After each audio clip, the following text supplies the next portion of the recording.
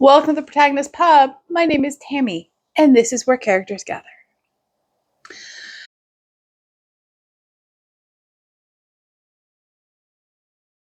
So it's Monday morning, the 18th of September, and let's talk about what I read last week.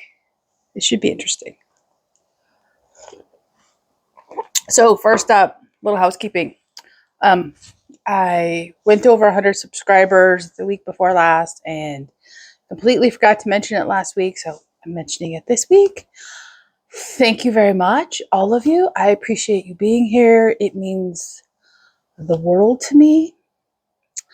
And I hope you all find something you want to read, or a new to you author, or a new to you genre. I enjoy talking to you all in the comments. And it really does. It means more to me than you know. So, and I will explain a little bit more about that here shortly. So, what did I read last week? Well, first off, let's talk about my DNF. And I actually DNF'd this several weeks ago, but I didn't talk about it at the time because it was the book club choice for September. And that is Life After Life by Kate Atkinson. This was Kim's pick. Book club has not been held. I tried to listen to this on audio. I got a third of the way through. I was bored. I didn't care. Nothing happened in the book. I have too much to read to just slog through it. So I DNF'd it weeks ago, beginning of the month, actually. And haven't thought about it since. So the reason I'm talking about it today versus its own separate video at the end of the week is over the weekend, I bowed out of book club. They are a lovely bunch of ladies. I was the oldest member of the group by far. They are all either native Texans or have lived here so long that they are well entrenched in the community. They all either teach grammar school or have children in school. They all have long-standing relationships, and I don't meet any of that above criteria. And book club was basically several hours on a Friday night, usually, and we'd spend at most, I think the most we ever spent talking about a book was, being generous, a half an hour, usually less than 15 minutes, and the rest of the time was gossiping about people and situations I don't know, am not involved in, and when you're an introvert like I am, it's exhausting, and I could spend that time reading or stitching or playing video games with my husband, and rather than gossiping about people I don't know and will never know and have nothing to contribute to the conversation. So I realized when I was dreading going to book group this month, even though it's at Kim's house, who is my next door neighbor, who I actually like, it was time to bow out.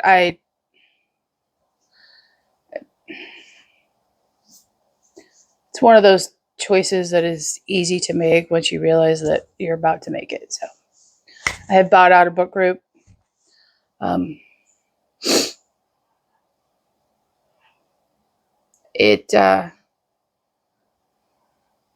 It was nice having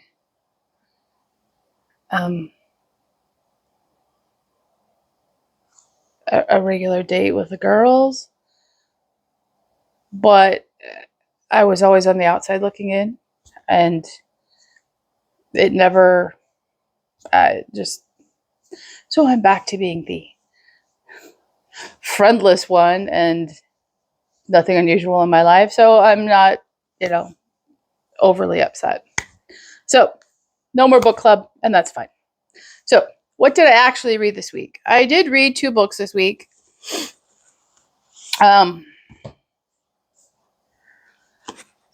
So let's talk about the physical book first. That would be Dune Messiah by Frank Herbert. This is the anniversary edition. I read this for Space Opera September. It's been on my radar since I finished Dune, which I think I finished Dune at the beginning of 2022. I loved Dune. I loved everything about Dune. I read it in one day. Okay, I read it over 2 days, but it was in less than 24 hours.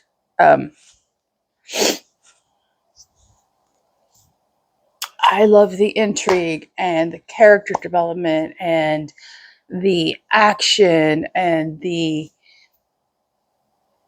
family drama and the tension and the plotting. Every part about Dune hit for me. There was no part in it that I said, wow, I really wish this was going someplace else. So I finished Dune. I was very, very much looking forward to book 2, which is Dune Messiah. So I picked up Dune Messiah Wednesday night, read a couple of chapters that took me a couple of hours. There's the first red flag that I should have realized. And was awake early Thursday morning, so I started, and by early I mean before 5. And I started reading when I woke up, and I didn't finish until like 2:30 or 3 in the afternoon. That is a long time. That is a very long time for me to finish a book that is 267 pages long. It's unheard of. Dune Messiah is not Dune. It is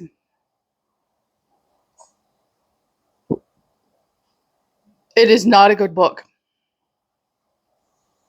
Takes place 12 years after Dune concludes. And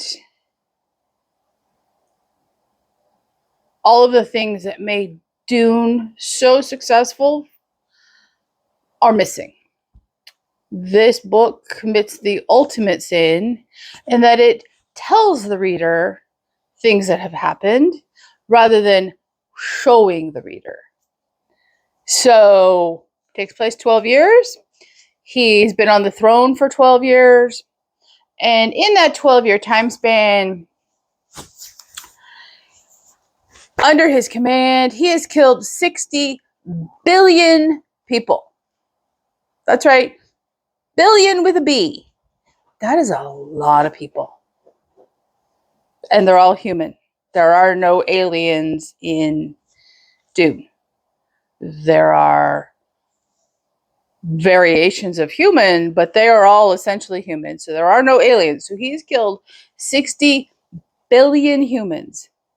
There is no explanation. There is no flashbacks to events that occurred. We're just told that he's killed 60 billion people. And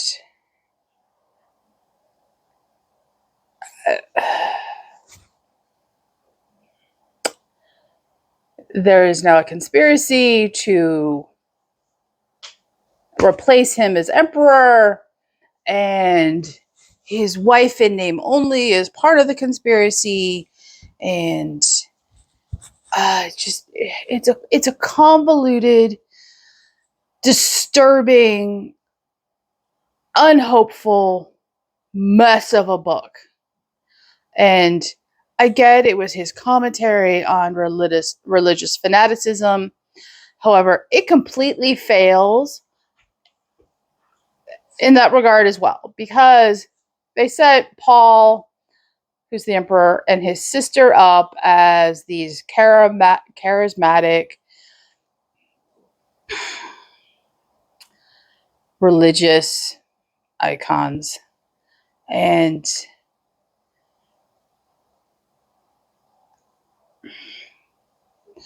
they're not even really that. There's some element of religion, but not really. And they're not really, there's really no commentary on the fanaticism. It's rather just words on a page that have no emotional gut impact. And there's no emotional story to back up that commentary, because there's no character study in this book. There's no character study of the common man. There's no character study of Paul and his sister or the conspirators. There's just no character work. It's just, I had things to say, and so I'm going to tell the reader what happened, and the reader's just going to take it, and it's setting up book 3. And book 3 is all about Paul's twin children, who he never meets because he does. He names them, and then he disappears into the desert because he's just tired, and you don't know if he ends up being dead. And nothing about Dune Messiah works. Nothing. It's boring. It's convoluted. It tells. It doesn't show. There's no character growth. There's no character study. There's no characters.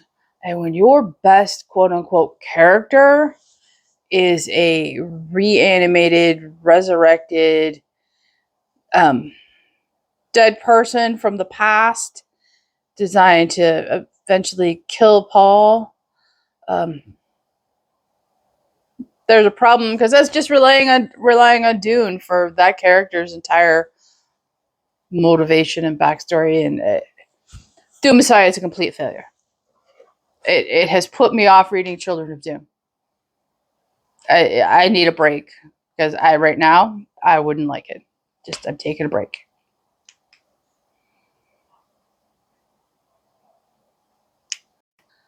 So next up was on my Kindle, and that was Just Don't Fall by Courtney Walsh. This was book 3 in the Sweater Weather series, and this was my second Courtney Walsh book for this year, and it was my make or break book for Courtney Walsh as an author. And I am pleased to say that this is the exact opposite of my first reading experience of Courtney Walsh this year. Yeah, I will read another Courtney Walsh book again. This is by far the best book in the Sweater Weather series to date. It is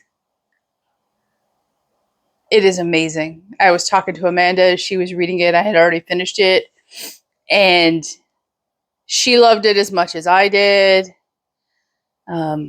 If her review is up on her blog, I will link that in the description down below. It tells the story of Emmy and Owen, and they knew each other when they were children. Owen is the brother of Emmy's best friend, Mac, and they were secret friends in high school when Emmy helped Owen deal with his dyslexia and graduate high school and start to be a better person. Life happens. Owen moves away. It breaks Emmy's heart. And now he's back. And he's back in a big way because in the opening chapter of the book, Owen rescues Emmy from her burning house. And it's caught by a local newspaper reporter, and she's wrapped around Owen with one bunny slipper on. And it drives that one event drives the story forward. This was truly just a joy to read. It was just a joy to read, and I will explain why. So Emmy owns the bookstore in Harvest Hollow, where all the books in the series take place. And she is a hopeless romantic. She believes in the,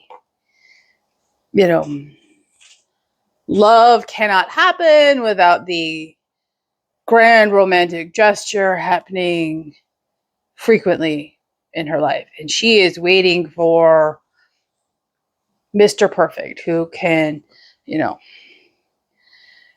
give her grand romantic gestures on a regular basis. Dancing in the rain, laying in the back of the truck, staring at the stars all night, flowers on a regular basis, all those things that are in books, in fiction, she thinks love can't happen without. And she doesn't understand her parents, who are, my age, and who she describes as frisky, having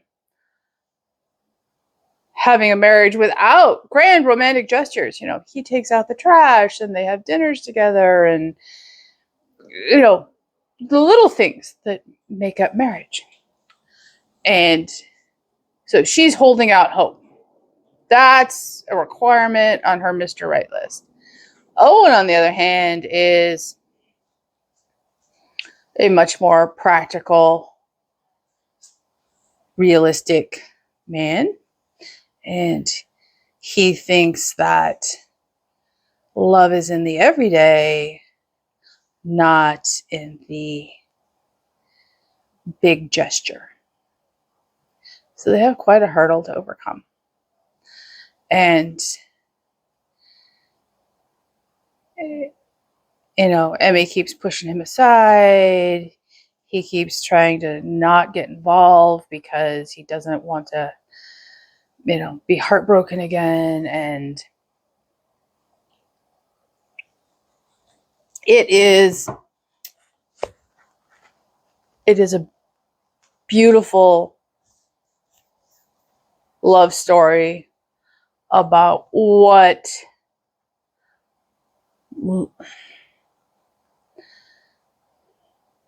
from my perspective, what love actually is versus what love is in fiction. And I'm going to share a little personal story here. When I met Dave, I was 33, and I had a list of criteria, which isn't uncommon, of everything that, Mr. Right needed to have. It doesn't matter what was on my list. He had to have them. Otherwise, he wasn't Mr. Right. He had to meet that criteria. And I had not met anyone who met most of that criteria, let alone all of that criteria.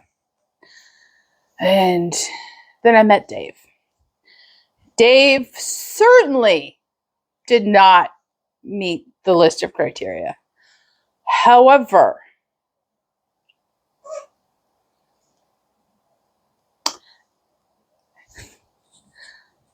given how much I hate this trope, it's 100% true. I fell in love with him at first sight. And we had talked beforehand, and I knew he was a decent bloke, but, did he meet the criteria? It turns out the criteria is a load of garbage. And I always tell him and I've told him this throughout our relationship, that I settled for him, and it was the best decision I have ever made in my life. Settling doesn't mean there's a problem, doesn't mean you accepted less. It means you realized that love is in the details. Love isn't in the grand gesture. And I so related to this story because of this. Do I wish he brought me flowers more often? Yeah, I'm not gonna lie, but then again, I buy them for myself. He buys me flowers to plant in the yard so that I can cut them and bring them in the house. And I get them all year round that way. So I would rather have the rose bushes in my front garden than him buying me roses which die within, a week and a half.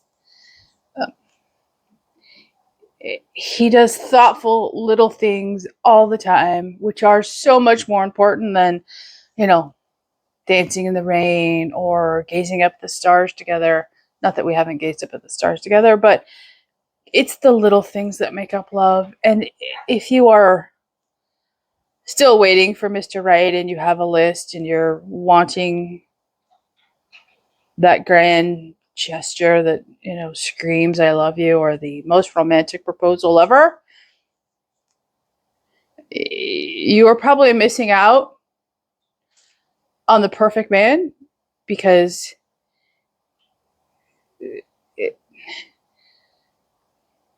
life isn't about grand gestures. Life is about the everyday and the practical and the little things, and holding out hope for a man who only does the big thing will lead to disappointment. And yeah, I admit Dave can drive me bonkers. But at the end of the day, I know he loves me, and I know he will always come home to me, and I know he will always think of me first. And I couldn't ask for anything more. So yes, I love my husband. So I highly recommend Just Don't Fall by Courtney Walsh. It's on Kindle Unlimited. If you've never read anything by her, or you're, sitting on the fence, just go pick it up. It is a pure delight. It is a pure delight. So that is what I read this week. It was not a great reading week for quantity. I spent all weekend trying to find, most of Friday and Saturday, trying to find a book that was going to hold my attention, and it wasn't happening. I started Skyward. It's reading a little too young for me right now. It's not, probably returning it to the library, because really I'm not in the mood for young adult science fiction. I started The Masked City by Genevieve Cogman. It's book 2 in the Invisible Library series. I'm 26 pages in, and I am, it wasn't holding my attention. It's not the fault of the book. I think it was more my mood. Started The Juliet Code by Pepper Basham. The book I have been eagerly anticipating for months now, and set it aside too because it wasn't working. I will finish The Juliet Code. That is not any reflection on the book at all. I think it was just my mood. So I blew through a lot of books. And then so last week or the week before, I had picked up on my Kindle The Promise of Blood by Brian McClellan. And this is a flintlock fantasy.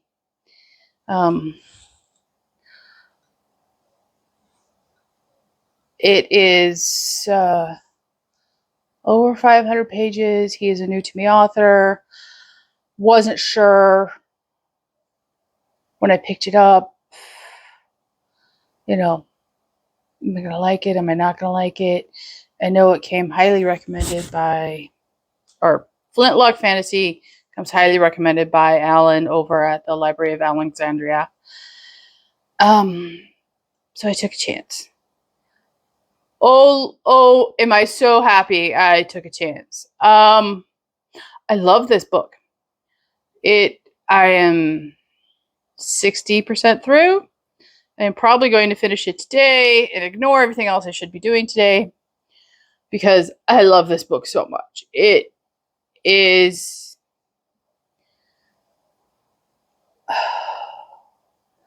fascinating. And so, as you know, most fantasy books are set in a medieval-esque world before the widespread use, if at all, use of gunpowder.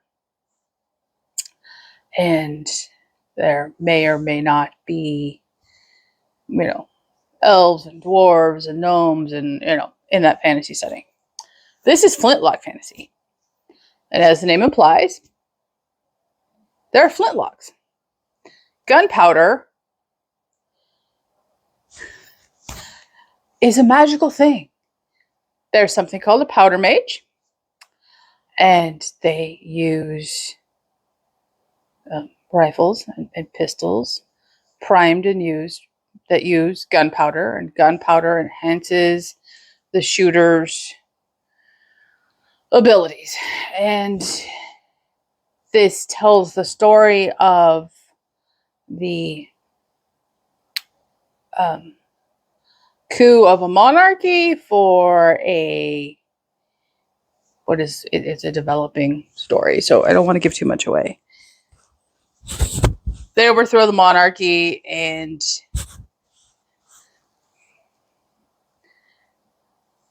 a whole bunch of action and political intrigue follow. And there are gods and mages of old that are still alive from before the advent of gunpowder. This is just it.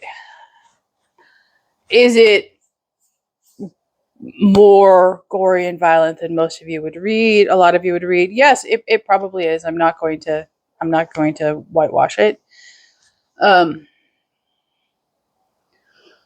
But it's not anything I would consider horror. It's not overly graphic. But there is some.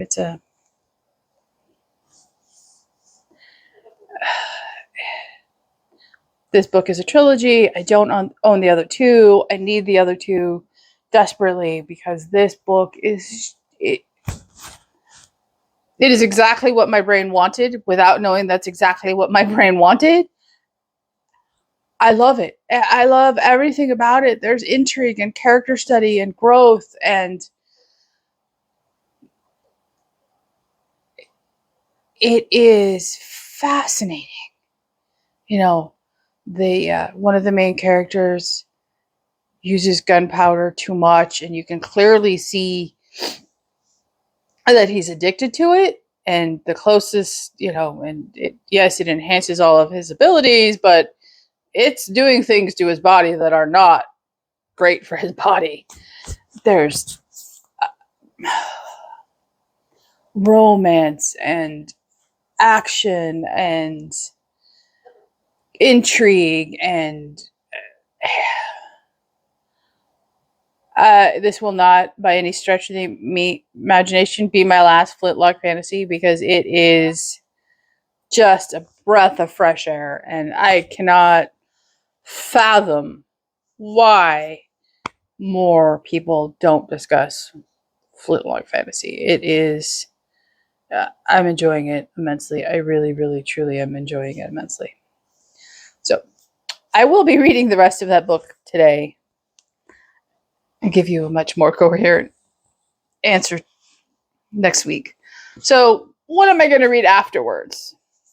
I'm going to try and finish the Juliet Code this week. I just need to be in the right time, mindset. I have a couple of audiobooks from the library to listen to while I stitch. And I do need to read 2 books that are still on my anticipated I will love them reads for the 3rd quarter, which, as you know, ends at the end of the month. First one would be The Western Wind by Samantha Harvey. And I don't think this one is very long.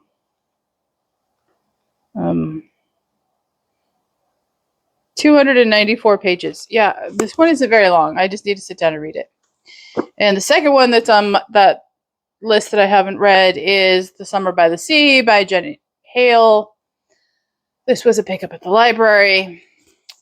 And it is just over 300 pages. So, these aren't, books I couldn't finish in this week. It's just a matter of sitting down and finishing them. And so that there's 2 full weeks left in the month. So on my pile of possibilities for September, there are 2 books left on that pile that I haven't read. And one would be The Masked City, which I've already talked about. And then a letter from Briarton Park by Sarah Ladd.